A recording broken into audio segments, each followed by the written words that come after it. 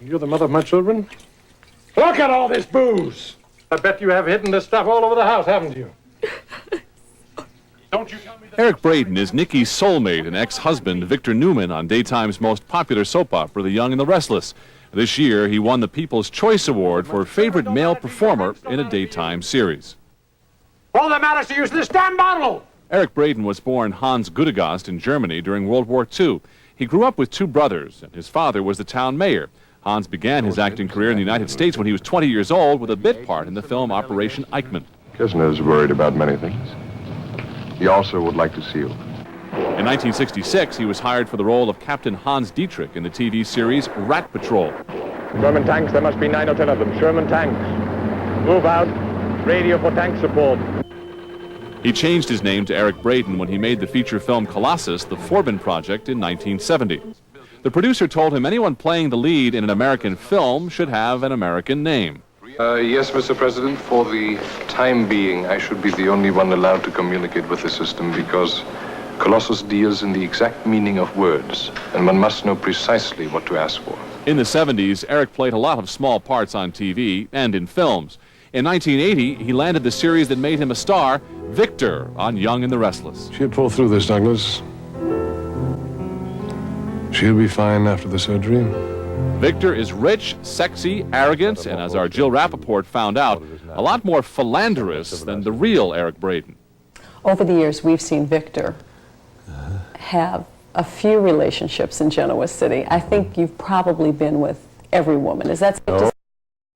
No, not every. Let me see, I've been married now, I think about 4 times, I think. Okay. Yeah. So not quite everyone. No, not everyone. No, but you know there are many years to come, so. Having that reputation, how does one go from the playboy to the happily married man and be accepted? I mean, that's a difficult thing for actors' wives to do, I think, to watch their husbands deeply involved in intimate scenes. And because what do we actors do? We try to make a scene as real as we can, so we draw from what we really are. And what we really are, we manifest with our wives. So all of a sudden they see what we do with them on screen. And a wife begins to wonder, so wait a minute, does he really feel that?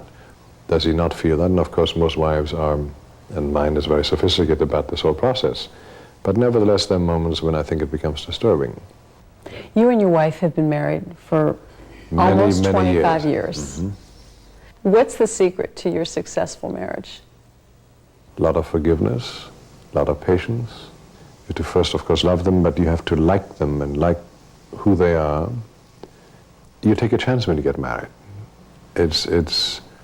Nothing is written in stone when you commit those words, where you pledge fidelity to one another forever. If you spend that many years with someone, you develop a kind of cementing relationship that no one else really can imagine. A lot of actors know when they're young kids that this is what they want to do. Did you know as a child that you wanted to be in the limelight? Yes, I think I did. When I was about 12, 13 years old, and I had an enormous amount of emotional conflict that I wanted to show to the world. I grew up at a time in the kind of family constellation where there was a lot of conflict and a lot of anger built up, and I think a lot of actors are basically very angry people. And I certainly am.